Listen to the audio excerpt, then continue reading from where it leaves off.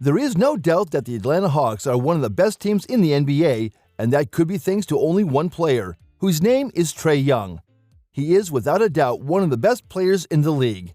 Nevertheless, even after that, there are still some people who think Trea could use improvement.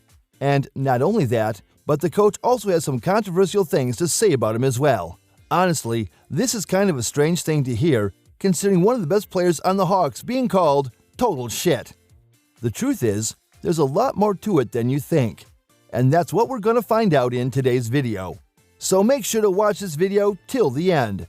It seems like trouble has been brewing in Atlanta for quite some time, and things seem to be getting worse by the day. According to multiple reports, it seems that everything comes down to Trea Young.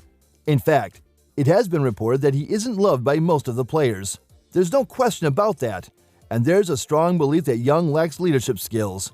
He does not understand or does not care to understand what is required of him, and as a result, the team will never achieve its full potential until that reality is corrected. The report states the team's vibe has been described by various sources as broken, ugly, and total shit. I'm sure Quinn Snyder, the new Hawks coach, has a lot on his plate right after his arrival in Atlanta. In the recent past, there has clearly been tension between Young and his previous coach, Nate McMillan.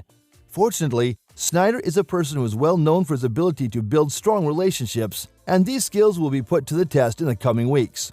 In contrast, it was interesting to see Quinn Snyder striding the floor in the Atlanta Hawks game against the Washington Wizards. The sight of him taking the helm of a troubled team he had parachuted into seemingly out of the left field had those around the NBA speculating as to why he and the Atlanta Hawks are taking such drastic measures at this point in the season. Despite this, a new head coach stepping into a .500 team with 3/4 of the season already played is not exactly the norm for a new hire in the NBA. With this in mind, I found the most interesting theory to also be the one that seemed the most plausible, that Snyder would be best served if he got into that job as soon as possible, in light of the new dynamics in Atlanta and the major decisions that will occur regarding Trea Young and his teammates in the coming days. It is a fact that time and the cutthroat politics of the NBA never wait for anyone. Thus, based on that reasoning, Tuesday night's Hawks' 119-116 loss may have been irrelevant after all. As Snyder was there, he was quickly transitioning from vacationing as an unemployed basketball coach to taking over the leadership role of an NBA team he had nothing to do with just a few days earlier. Because the most important issues facing the Atlanta Hawks right now are occurring off the court. This fact can be broken down into two parts. The first being played out in a divided locker room. The second being played out in a front office that is not unlike the one we see in Game of Thrones. So goes the thinking, at least in my opinion. I think it is no secret that there is a serious disconnect in the locker room between Young, the team's star player, and many, some even believe nearly all, depending on who you ask, of his teammates. Apparently, Young is not beloved by the team, and there is a strong view that he fails to lead, fails to understand or care to understand what is expected of him, and that until he is able to understand what is expected of him, the team will never achieve what it should until this fact is corrected, one way or another. A spokesperson from the NBA revealed that trading him wouldn't be an easy task. He said, "They'd want a lot for him, and I don't think there's anyone willing to pay what they demand." Or, a bit harsher, as one GM put it, "You can't win with him." Fortunately, Snyder is armed with a few strengths that can come in handy in this situation. As a coach, he is known for being able to build strong relationships with his players. There is no doubt that he is someone who is capable of bringing out the best in young talent. He gained plenty of experience navigating players' strained relationships during his time with the Jazz, particularly during the issues between Donovan Mitchell and Rudy Gobert, during which he dealt with many difficulties between players.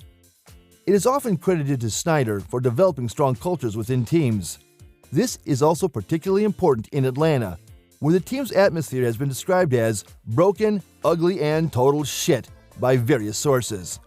Accordingly, the sooner Snyder gets to town, the better it will be for everyone. It's an opportunity for him to get to know Young and his teammates better during this extra time. It's time to work on building a better culture for the team. There is no better time than now for the team to try reintegrating his superstar back into the locker room.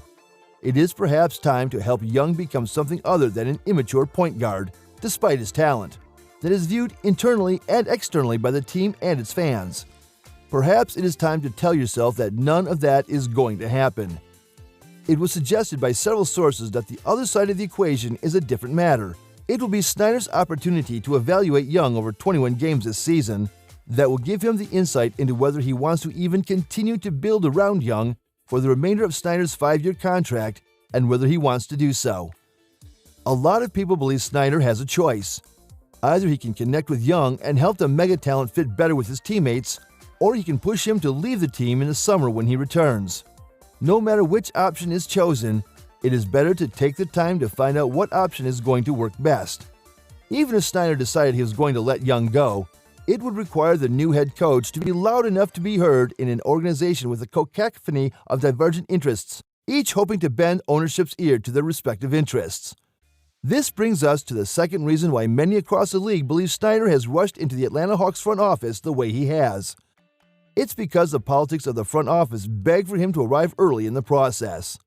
As the saying goes, chaos is a ladder and all that jazz. Since President of Basketball Operations Travis Schlenk was pushed aside and moved into an advisory role in December, the word on the Hawks front office has been that of a cutthroat place where managing up with billionaires is a matter of the most important thing to success, even survival. There are a lot of things going on in Atlanta right now. It is clear that the Trea Young experience is not going well, and that has to be fixed or cut short as soon as possible. It could be said that there is a power vacuum that needs to be filled, the nature of which will be set by an ownership group that those around them are still trying to understand. I think this is both a challenge and a great opportunity at the same time.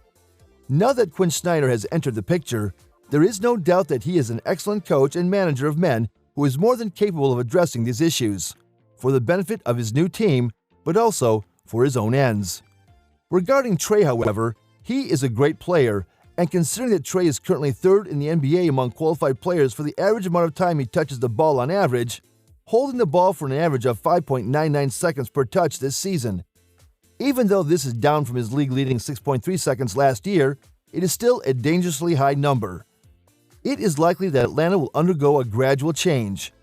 It is important to note that the Hawks are on the brink of a postseason berth and are still within striking distance of avoiding a play-in game.